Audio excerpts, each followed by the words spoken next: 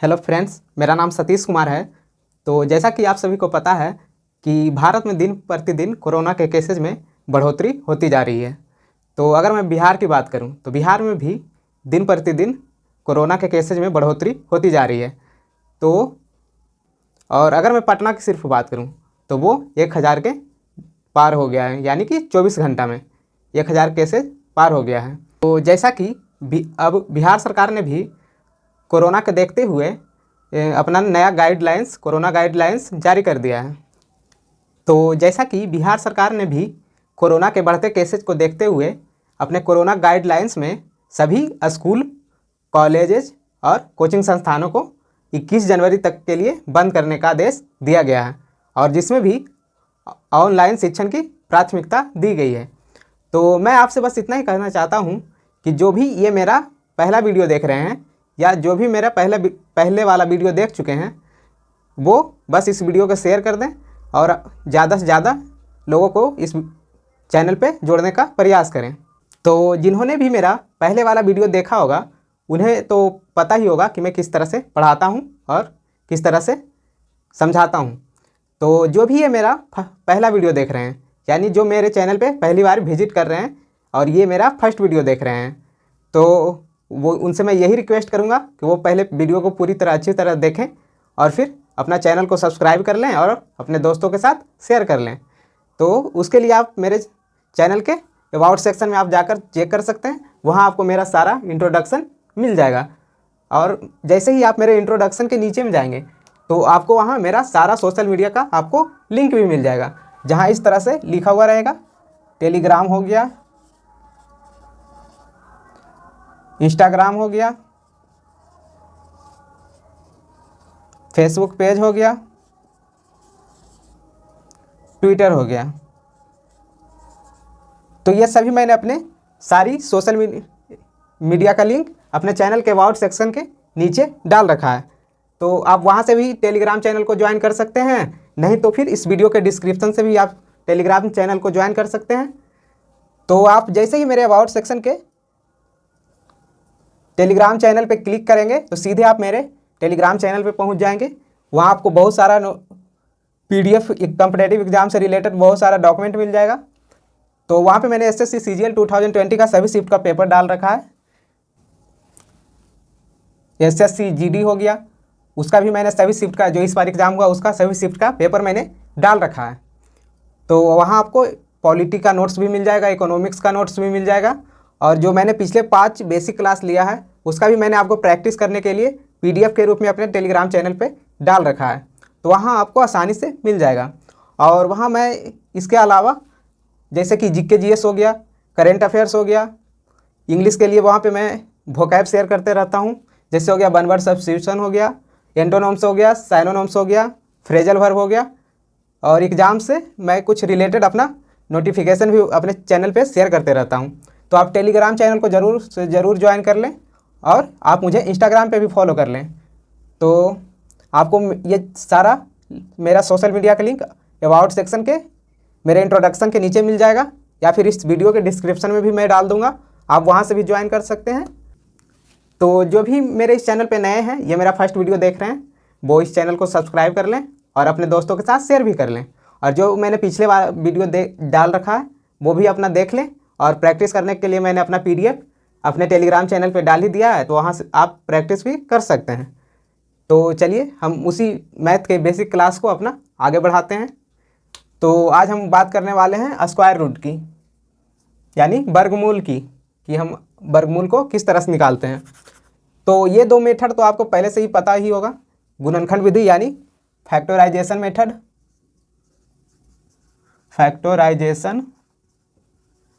Method, और भाग विधि यानी डिवीजन मेथड। तो ये विधि, दोनों विधि तो आपको पता ही होगा, और ये सब आपने पहले भी पढ़ चुके हैं। तो अगर मैं बात करूं गुणनखंड विधि की, तो चलिए सबसे पहले बात कर लेते हैं हम गुणनखंड विधि की, यानी फैक्टराइजेशन मेथड की। तो यहाँ पे जैसा कि मैंने 3249 का वर्गमूल लिखा है, तो फैक्टराइजेशन मेथड में सबसे पहले आप 3249 का फैक्टर करके निकालते हैं। तो 3249 का फैक्टर करने के लिए तो यहाँ आप देख रहे होंगे कि ये आपका 9 से डिवाइड हो रहा होगा। तो आपको विभाज्यता का नियम पता ही होगा कि जिसका 2 से विभाज्यता का नियम यानी जिसका भी इकाई अंक सम संख्या हो वो 2 से पूरी तरह विभाजित होगा। और अगर मैं 3 से विभाज्यता के नियम की बात करूं तो यदि किसी भी संख्या के अंकों का योगफल अगर 3 से विभाजित हो तो वो पूरी संख्या 3 से विभाजित होगी। और अगर मैं 4 से विभाज्यता के नियम की बात करूं तो किसी भी संख्या के अगर अंतिम 2 डिजिट यानी अंतिम 2 अंक अगर 4 से विभाजित हो तो वो पूरी संख्या 4 से विभाजित होगी। और अगर मैं 5 से विभाज्यता की बात करूं तो जिसका भी इकाई अंक यानी 5 या 0 रहना चाहिए वो संख्या 5 से विभाजित होगी। और 6 से विभाज्यता के नियम यानी जो भी संख्या 2 और 3 से विभाजित होगी यानी जिसका भी इकाई अंक सम संख्या हो और वह और अंकों का योगफल 3 से विभाजित हो तो वह संख्या 6 से विभाजित होगी। और 7 के लिए एक अलग रूल अप्लाई होता है तो वो अलग रूल अप्लाई होता है। अगर मैं 8 से विभाज्यता के नियम की बात करूं तो किसी भी संख्या का अगर 3 डिजिट लास्ट 3 डिजिट 8 से विभाजित हो तो वो पूरी संख्या 8 से विभाजित होगी। और उसी प्रकार अगर मैं बात करूं 9 से विभाज्यता के नियम तो यदि किसी भी संख्या के अंकों का योगफल 9 से विभाजित हो तो वो पूरी संख्या 9 से विभाजित होगी। तो आप यहाँ पे जैसा कि देख रहे हैं 4 3 7 2 9 और 9 18 तो 18 हो गया। ये मेरा संख्या 9 से विभाजित है तो ये पूरी संख्या 9 से विभाजित होगी। तो इसे हम 9 से विभाजित कर लेते हैं। तो 9 से यहाँ पे हम विभाजित करेंगे तो 3 बार में लगाएंगे तो 9 तिया 27 हो गया और बच गया मेरा 5 और फिर यहाँ पे 4 लिखेंगे तो 9 छक 54 और फिर 9 बचा तो 9 से फिर 9 में भागा देंगे तो बच गया 1 और फिर 361 बचा। तो ये आपको पता ही है कि 19 का स्क्वायर 361 होता है। तो इसी को हम इस तरह से लिखे लेंगे यानी 3249 को अगर हम वर्गमूल करें यानी कि 9 गुना 19 गुना 19 बराबर तो 9 का वर्गमूल कितना हो गया 3 हो गया और 2 19 के बदले 1 19 बाहर यानी 19 दिया 57। तो ये मेरा हो गया √3249 का वर्गमूल हो गया। ये मेरा 3249 का वर्गमूल हो गया यानी कि 57। तो अगर मैं उसी प्रकार बात करूं भाग विधि की तो ये मेथड भी आपको पता ही होगा, ये सब आपने पहले पढ़ चुके होंगे। तो चलिए हम इस पे बात कर लेते हैं। तो इधर से हमको 2 डिजिट का पेयर बनाना होता है भाग विधि में। तो यहाँ पे हम पेयर बना लेंगे 2 डिजिट का इधर से राइट साइड से।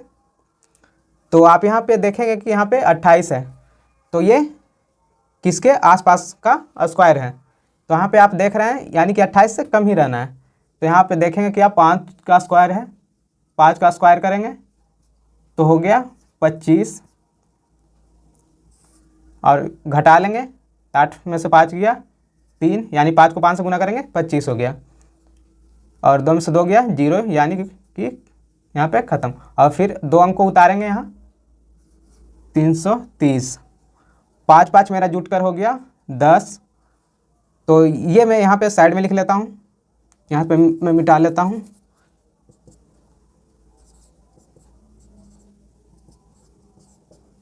अब हम इसके आसपास देखेंगे कि कितना बार में लग रहा है। तो यहाँ पे देखेंगे कि 3 बार में यहाँ से लगाएंगे तो 3 बार में ही लगेगा क्योंकि 4 बार में ज़्यादा हो जाएगा तो उससे हमको 330 से कम ही लेना है। तो यहाँ पे हम 3 बार में लगाएंगे तो 3 तिया 9 हो गया और 0 3 एकम 3 10 में से 9 हो गया 1 यहाँ पे 2 बच गया 2 में से 0 गया 2 3 में से 3 गया यहाँ पे ख़त्म हो गया 103 और 3 यहाँ पे ऐड होगा हो गया 106 और फिर बच गया लास्ट 2 डिजिट मेरा 24। अब इसको उतार लेंगे 24। अब देखेंगे कि यहाँ पे हम कितना बार में लगाएं कि मेरा 2124 जो है। तो यहाँ पे हम इधर लिखते चलेंगे, पहले 5 बार में लगाए थे फिर 3 बार में लगाए हैं और फिर अब कितना बार में लगाएं। तो यहाँ पे हम लगाएंगे, यहाँ पे देखेंगे कि 2 बार में लगाने पे ये पूरी तरह से कट जाएगा। तो 2 दूनी 4 हो गया 2 छक 12 हो गया यानी 2 0 0 जो 1 बचा था वो 1 यहाँ पे लिखा गया और 2 एकम 2। तो यहाँ पे मेरा पूरी तरह से कट गया। तो यानी कि जो मेरा हो गया इतना का जो वर्गमूल हो गया मेरा 532 हो गया, यानी √28 30 24, इतना का जो वर्गमूल हो गया 532 हो गया। तो ये दो मेथड आपने पहले पढ़ चुका होंगे, यानी कि 6, 8 क्लास में पढ़ चुके होंगे। तो चलिए हम बात कर लेते हैं अब यहाँ पे तीसरे मेथड यानी अनुमान विधि, यानी कि इमेजिनेशन मेथड की। इमेजिनेशन मेथड की। तो चलिए इस पे अगर मैं बात करूं तो जिसका भी इकाई अंक जिस संख्या का भी इकाई अंक 1 हो उसका वर्गमूल करने पे इकाई अंक 1 या फिर 9 आएगा, और जिसका भी इकाई अंक 2 हो वो किसी भी संख्या का वर्गमूल नहीं होता है, किसी भी संख्या का वर्गमूल नहीं होगा। और 3 भी जिस संख्या का इकाई अंक 3 हो वो भी संख्या किसी भी संख्या का वर्गमूल नहीं होता है।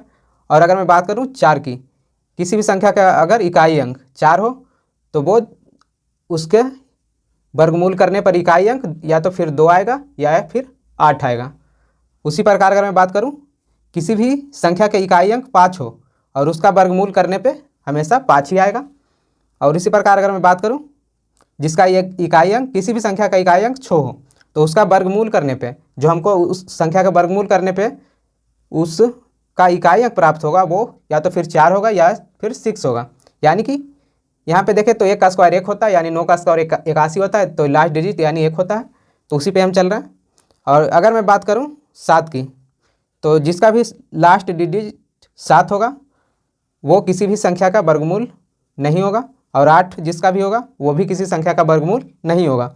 और अगर मैं बात करूं 9 की, तो जिसका भी लास्ट डिजिट यानी किसी भी संख्या का लास्ट अंक अगर 9 हो तो वो या तो फिर वर्गमूल करने पे या तो उसका लास्ट डिजिट 3 आ सकता है या फिर 7 आ सकता है। तो यहाँ से हमको ये पता चल गया कि यहाँ से आप एक चीज़ और नोट कर सकते हैं। तो यहाँ पे मैं लिख लेता हूँ साइड में स्टार लगाकर, आप लिख लेंगे नीचे में कि यदि किसी संख्या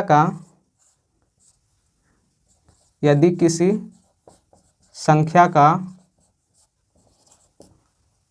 इकाई अंक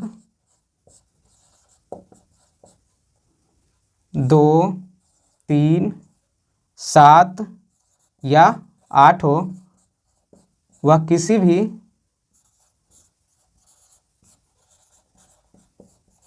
संख्या का वर्गमूल नहीं हो सकता है। यानी कि यदि किसी संख्या का इकाई अंक 2, 3, 7 और 8 हो वो किसी भी संख्या का वर्गमूल नहीं होता है। तो अगर मैं इस पर क्वेश्चन की बात करूं तो चलिए क्वेश्चन की बात कर लेते हैं। तो अगर मैं इस पर अगर क्वेश्चन की बात करूं तो लिख लें, यहाँ पे लिख लेता हूं कि निम्नलिखित में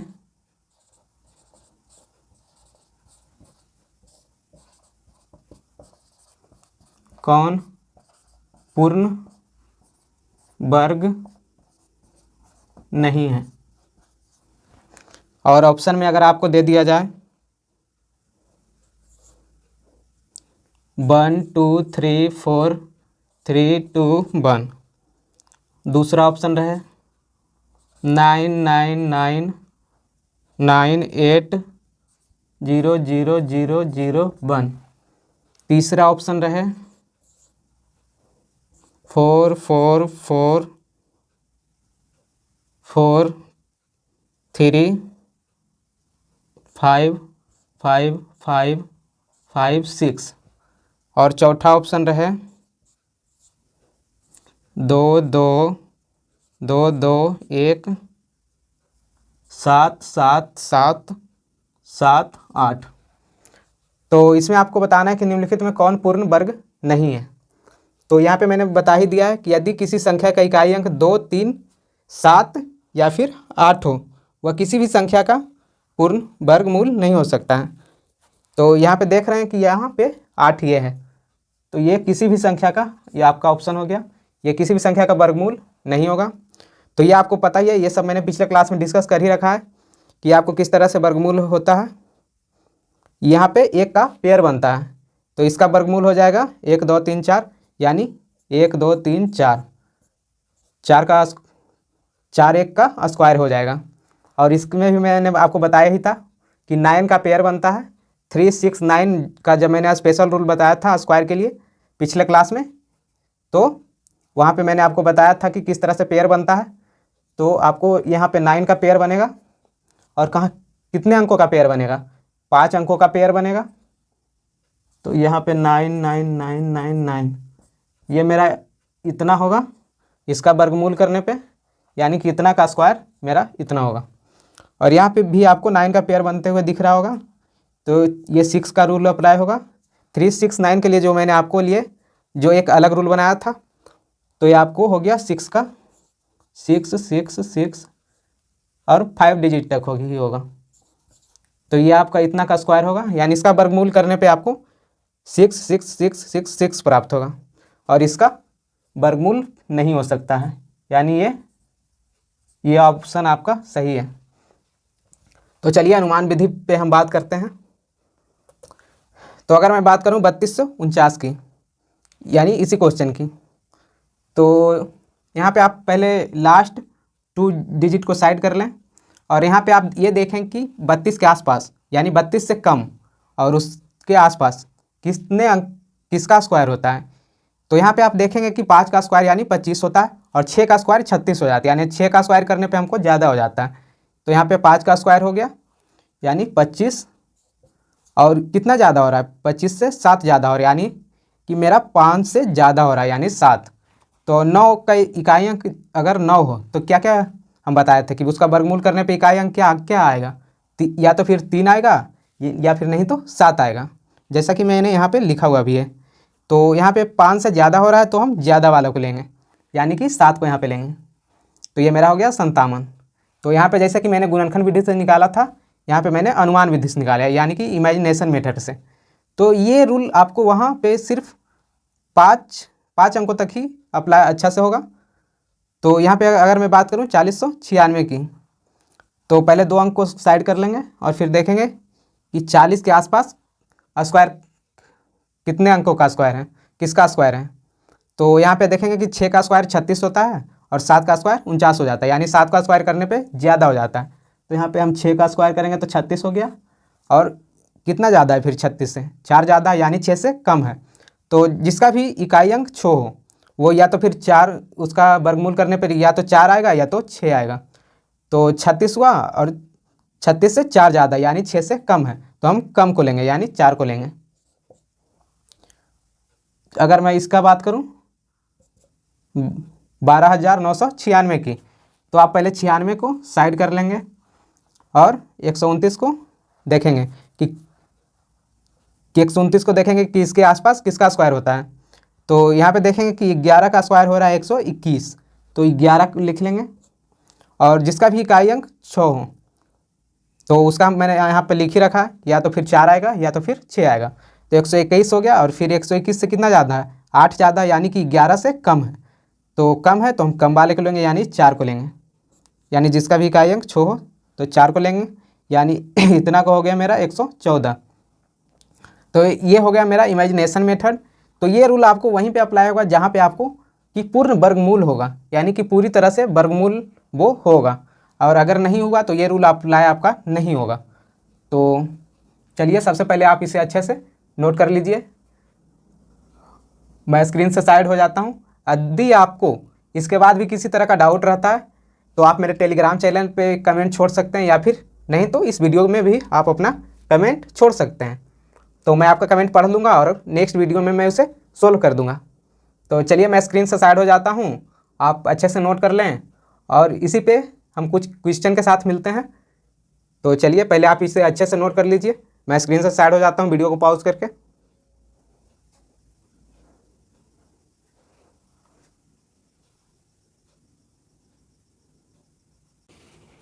तो चलिए, उम्मीद है कि आप सबने पिछले वाला अच्छे से नोट कर लिया होगा और अच्छे से समझ भी लिया होगा।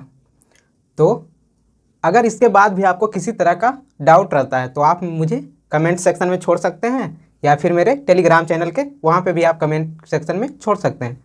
तो चलिए हम इसी पे कुछ क्वेश्चन की बात कर लेते हैं। तो यहाँ पे हम क्वेश्चन लिख चुके हैं कि 47 और 48 में छोटी से छोटी किस संख्या से गुना कर दिया जाए कि प्राप्त संख्या पूर्ण वर्ग हो। यानी इसमें किस संख्या से गुना कर दिया जाए कि प्राप्त संख्या यानी पूरी तरह से मेरा पूर्ण वर्ग हो। तो इसके लिए हम फैक्टराइजेशन मेथड का यूज करेंगे, यानी 47 और 48 का हम फैक्टराइजेशन करेंगे, यानी फैक्टर निकालेंगे। तो ये आपका 4 से विभाज्य हो रहा है, यानी जो लास्ट डिजिट 2 डिजिट 4 से विभाज्य हो वो पूरी संख्या 4 से विभाज्य होगी। तो यहाँ पे 4 से विभाज्य हो रहा है, तो 4 दूनी 8 हो गया, 4 एकम 4, यहाँ पे मेरा 3 बच गया, 3 और 4 34, यानी 4 8 32, और यहाँ पे मेरा 2 बच गया, 34 था तो 2 और 8 28, यानी 4 7 28। अब यहाँ पे आप ये देखेंगे कि ये मेरा किस संख्या से विभाजित हो रहा है। तो यहाँ पे देखेंगे कि 8 1 9 और 7 2 9, यानी 9 9 18, यहाँ पे यानी 9 से विभाजित हो रहा है। यानी जो अंकों का योगफल 9 से विभाजित हो वो पूरी संख्या 9 से विभाजित होगी। तो यहाँ पे 9 से विभाजित हो रहा है, यानी 9 दूनी 18, यहाँ पे 3 बच गया, 3 8 38, यानी 38 में आप भाग देंगे तो 9 चौका 36, बच गया 2 और 7 27, 9 तिया 27। अभी भी 4 3 7 और 2 9, अभी भी मेरा 9 से विभाजित हो रहा है, यानी 9 दूनी 18 और 6 24, 6 और 3 63, यानी 9 7 63। और अब यहाँ पे मेरा बच गया, फिर यहाँ पे देखें तो 9 से विभाजित हो रहा है, 9 तिया 27। तो आप यहाँ पे देखेंगे कि यह सभी संख्या पूरी तरह से पूर्ण वर्गमूल है, यानी 4 का वर्गमूल 2 हो गया, 9 का 3 हो गया, और 9 का 3 हो गया, 9 का 3 हो गया। बाकी जो बच गया मेरा ये 3 ये, तो मुझे इसी को हटाना है, यानी इसी में कुछ गुना करना है या फिर हटाना है। अगर भाग देना का रहता तो इसमें 3 को हटाना पड़ता, और गुना करने का है तो इसमें हम गुना करेंगे। तो छोटी से छोटी किस संख्या से गुना कर दिया जाए कि प्राप्त संख्या पूर्ण वर्ग हो। तो छोटी से छोटी कह रहा है, तो यानी हम यहाँ पे 3 से ही गुना करेंगे तो ये पूरी संख्या मेरा पूर्ण वर्ग हो जाएगा, यानी पूर्ण वर्गमूल हो जाएगा। तो इसको हमें पूर्ण वर्ग बनाने के लिए हमें 3 से गुना करना पड़ेगा, यानी पूरी संख्या में अगर हम 3 से गुना कर देंगे तो यहाँ पे मेरा 9 हो जाएगा, तो पूरी संख्या पूर्ण वर्ग हो जाएगा, यानी कि मेरा आंसर इस तरह से हो जाएगा 3। अगर भाग करने का भी बात यहाँ पे करता तो वो भी 3 होता, कि अगर मैं 3 से पूरी संख्या में भाग कर दूँ तो ये मेरा हट जाएगा और ये इतना ही बचेगा, तो ये मेरा पूर्ण वर्गमूल हो जाएगा। तो चलिए उसी प्रकार मैं अगर नेक्स्ट क्वेश्चन की बात करूँ तो यहाँ पे वह छोटी से छोटी संख्या ज्ञात करेंगे जिससे 23 2 3 2 3 2 को भाग देने पर प्राप्त संख्या पूर्ण वर्ग हो जाए। यानी कि इसका भी हम फैक्टराइजेशन मेथड का यूज करेंगे, यानी कि गुना और भागा करने पे हम फैक्टराइजेशन मेथड का यूज करेंगे। तो यहाँ पे हम फैक्टराइजेशन मेथड का यूज करेंगे, तो यहाँ पे 4 से पहले लगाएंगे, यानी लास्ट 2 डिजिट मेरा 4 से विभाजित हो रहा है। तो 4 5 20, मेरे यहाँ बच गया 3, 3 और 2 4 8 32, यहाँ पे पूरी तरह से कट गया, यहाँ पे 3 उतरेगा, यहाँ पे यानी 1 0, यानी फिर 4 8 32, फिर यहाँ पे करेंगे, फिर पूरी लास्ट 2 डिजिट मेरा 4 से कट रहा है, 4 से फिर लगाएंगे एक बार में, फिर 1 बचा, 1 8 18, 4 चौका 16, 2 बच गया, 2 0 20, यानी 4 5 20 और 8 बचा, 4 दूनी 8, फिर 4 से लगाएंगे तो 4 दूनी 4 तिया 12 और 2 बच गया, 2 5 25, 4 6 24, 1 बचा, 1 2 12, 4 तिया 12। और यहाँ पे अब हम लगाएंगे 3 से, तो 1 3 दूनी 6, 3 एकम 3। तो यहाँ पे आप देखेंगे कि 4 जो है मेरा 2 का वर्गमूल है, यहाँ पे भी 4 2 का वर्गमूल है, 4 2 का वर्गमूल है, और 121 11 का वर्गमूल है। यानी कि यहाँ पे भी मुझे 3 से ही भागा करेंगे, कि यानी भागा देने पे पूरी संख्या पूर्ण वर्ग हो जाएगा। तो इसका भी मेरा आंसर हो जाएगा 3। अगर गुना करने का भी बात करता तो यहाँ पे भी हम 3 से ही गुना करते हैं, तो यहाँ पे 9 हो जाता, तो वो मेरा पूर्ण वर्गमूल हो जाता, तो वो पूरी संख्या मेरा पूर्ण वर्गमूल हो जाता, यानी पूर्ण वर्ग हो जाता। तो यहाँ अगर भाग करने की बात किया है, यानी भाग देने की बात किया है, तो यहाँ पे हम पूरी संख्या में 3 से भाग दे देंगे तो ये मेरा ख़त्म हो जाएगा और मेरा 444 और 121 ही बचेगा। तो इतना मेरा बचेगा जो पूरी तरह से पूर्ण वर्ग होगा। तो मेरा आंसर हो गया 3। तो यहाँ पे आप ये समझ गए कि अगर किसी भी संख्या में छोटी संख्या से गुना करने का बात किया या फिर भाग देने का बात किया तो वहाँ पे हम फैक्टराइजेशन मेथड का यूज करके वहाँ पे हम पता लगा लेंगे कि क्या बच रहा है, कि उसमें छोटी से छोटी संख्या गुना कर दिया जाए या फिर भाग कर दिया जाए तो वो पूरी संख्या पूर्ण वर्ग हो जाए। तो चलिए पहले ये 2 क्वेश्चन को आप वीडियो को पॉज करके अच्छे से नोट कर लीजिए। तो और कुछ और क्वेश्चन के साथ हम मिलते हैं। तो पहले इतना को नोट करें, उसके बाद हम फिर दूसरे क्वेश्चन के साथ मिलते हैं। मैं स्क्रीन से साइड हो रहा हूँ।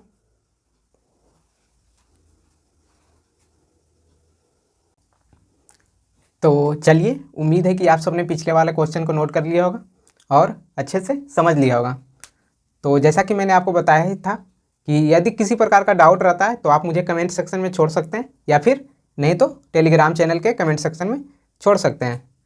तो चलिए हम नेक्स्ट क्वेश्चन की बात कर लेते हैं यहाँ पे।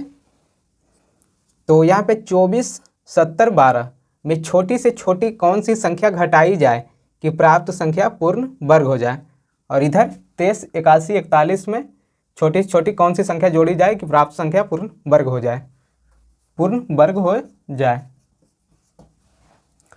तो चलिए इसके लिए हम डिवीजन मेथड का यूज करेंगे, यानी भाग विधि का यूज करेंगे।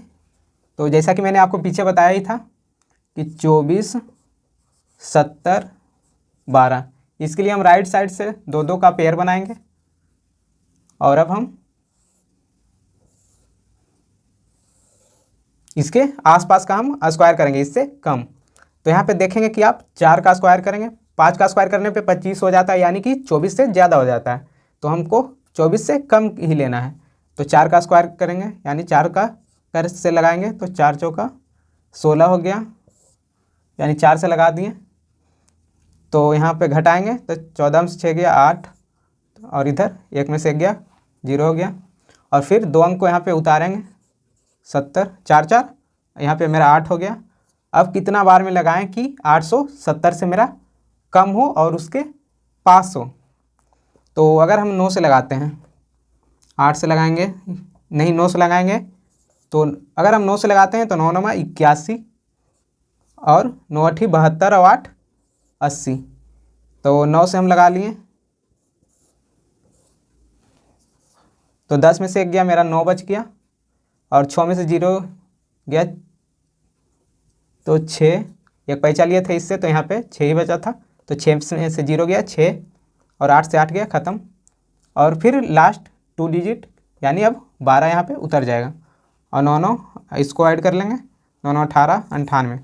अब यहाँ पे देखें कि कितना बार में लगाएं कि इसके हम आसपास पहुँच सकें। तो यहाँ पे देखेंगे कि 9 छक 54, 9 सते 63,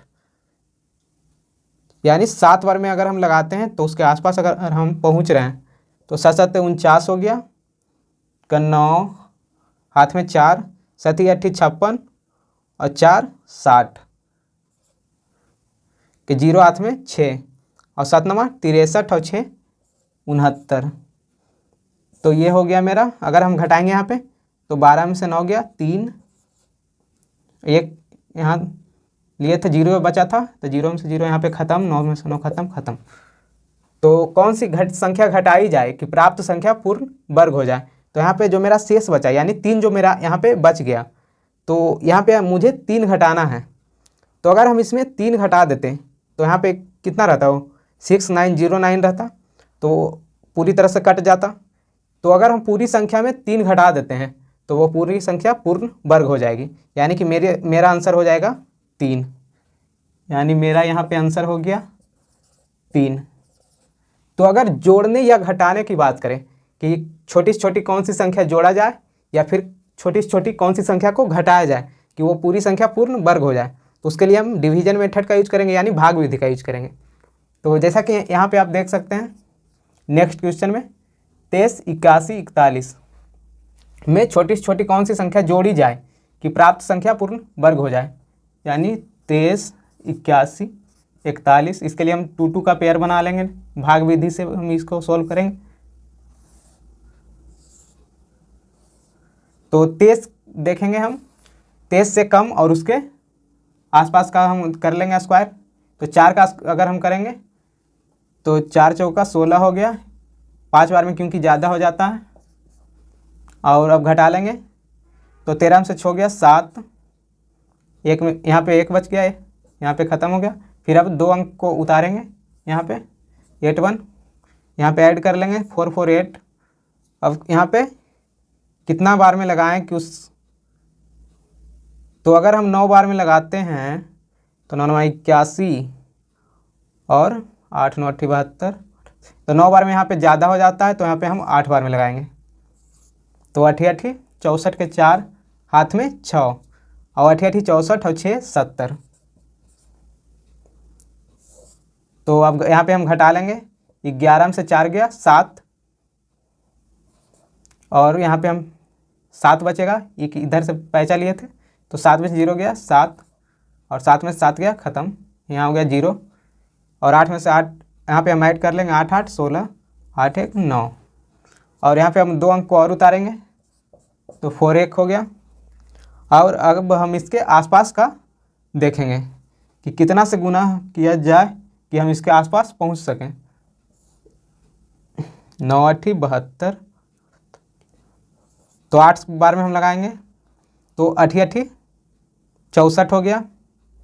तो 64 के 4 हाथ में 6, 8 6 48 और 6 54 के 4 हाथ में 5, 8 9 72 और 5 77, तो मेरा हो गया 7744। अब हम इसमें कितना ऐड कर दें कि पूरी संख्या जो है पूर्ण वर्ग हो जाए। तो यहाँ पे मेरा कितना कम हो रहा है, 41 यहाँ पे है, यहाँ पे मेरा 44 हो रहा है। अगर हम पूरी संख्या में 3 ऐड कर देते हैं, यानी 3 ऐड कर देते हैं, तो वो पूरी संख्या जो है पूर्ण वर्ग हो जाएगा। यानी यहाँ पे अगर हम 3 ऐड कर देंगे यहाँ पे, तो पूरी संख्या ऐड हो जाएगा, यानी पूरी संख्या वर्ग हो जाएगा। तो यहाँ पे मुझे 3 ऐड करना पड़ेगा, तो आंसर हो जाएगा मेरा 3। तो जैसा कि आप यहाँ पे देख ही लिए कि अगर गुना या भाग करने की बात रहता तो उसके लिए हम फैक्टराइजेशन मेथड यानी कि गुणनखंड विधि का हम यूज कर रहे थे, और अगर छोटी से छोटी संख्या जोड़ा जाए या फिर घटाया जाए तो उसके लिए हम डिवीजन मेथड यानी कि भाग विधि का हम प्रयोग कर रहे हैं। तो आपको समझ में आ ही गया होगा। तो चलिए इस क्लास को हम यहीं तक रखते हैं। तो जैसा कि मैंने आपको स्टार्टिंग में भी बताया था कि आप मेरे टेलीग्राम चैनल को ज्वाइन कर सकते हैं। मेरे चैनल के अबाउट सेक्शन में जाके वहाँ पे आप मेरा इंट्रोडक्शन चेक कर सकते हैं। उसके नीचे आपको मेरा सारा सोशल मीडिया का आपको लिंक भी मिल जाएगा। आप वहाँ टेलीग्राम चैनल पे ज्वाइन कर लेंगे तो और वहाँ पे देख लेंगे कि मैं किस तरह से वहाँ पे शेयर किया हुआ हूँ, और आप वो मुझे इंस्टाग्राम पे भी फॉलो कर लेंगे। तो नहीं तो फिर आप टेलीग्राम चैनल पे जाके सर्च कर लेंगे सतीश कुमार मल्होत्रा, सभी स्मॉल लेटर में ही करना है, फॉर PDF एंड डॉक्यूमेंट्स। तो आपको टेलीग्राम चैनल पे जाकर सर्च करना है सतीश कुमार मल्होत्रा, सभी स्मॉल लेटर में ही करना है। तो वहाँ आपको मेरे चैनल का नाम आ जाएगा SSC and banking chronicles by Satish Kumar. तो वहाँ आप चैनल को ज्वाइन कर लेंगे और वहाँ आप देख लेंगे कि मैंने वहाँ पे सभी चीज़ शेयर किया हुआ है। वहाँ पे मैंने अपना इम्पोर्टेंट चीज़ शेयर करते रहता हूँ। वहाँ पे मैं कुछ अपना पर्सनल ओपिनियन भी आपके साथ शेयर करते रहता हूँ, मोटिवेशनल थाट्स भी आपके साथ शेयर करते रहता हूँ। और एग्ज़ाम से रिलेटेड वहाँ आपको इम्पोर्टेंट नोटिफिकेशंस हो गया, वहाँ आपको आसानी से उपलब्ध हो जाएगा। तो और सभी कॉम्पिटिटिव एग्ज़ाम से कि आप किसी भी कॉम्पिटिटिव एग्ज़ाम्स की तैयारी कर रहे हो तो आपको लिए वहाँ पे सभी तरह का PDF मिल जाएगा। और वहाँ पे मैंने बहुत सारा चीज़ शेयर कर रखा है, तो आप उस टेलीग्राम चैनल को ज़रूर से ज़रूर ज्वाइन कर लें। तो चलिए, और इस वीडियो को आप अपने दोस्तों के साथ शेयर कर लें, ज़्यादा से ज़्यादा शेयर कर लें ताकि उन्हें भी फ़ायदा हो सके। क्योंकि अब तो सरकार ने भी ये कह दिया है कि अब ऑनलाइन क्लास लिया जाना चाहिए, यानी 21 तारीख तक सभी स्कूल हो गया, कॉलेज हो गया, कोचिंग हो गया, सभी इंस्टीट्यूट को बंद कर दिया है। तो सभी तरह के क्लास को ऑनलाइन कर दिया है। तो इस वीडियो को शेयर कर दें अपने दोस्तों के साथ ताकि उन्हें भी फ़ायदा हो। चलिए भाई, इस क्लास को यहीं तक रखते हैं और अब मिलते हैं हम नेक्स्ट वीडियो में नेक्स्ट टॉपिक के साथ। तो चलिए, आप अपना ख्याल रखें, अपने सेहत का ख्याल रखें और जो भी पढ़ रहे हैं अपना अच्छे से पढ़ते रहें और इस कोरोना के समय में अपना धैर्य बनाए रखें और कोरोना के नियमों का गाइडलाइंस का पालन करें और अपना सेफ रहें। तो चलिए भाई, मिलते हैं नेक्स्ट वीडियो में, तब तक के लिए बाय।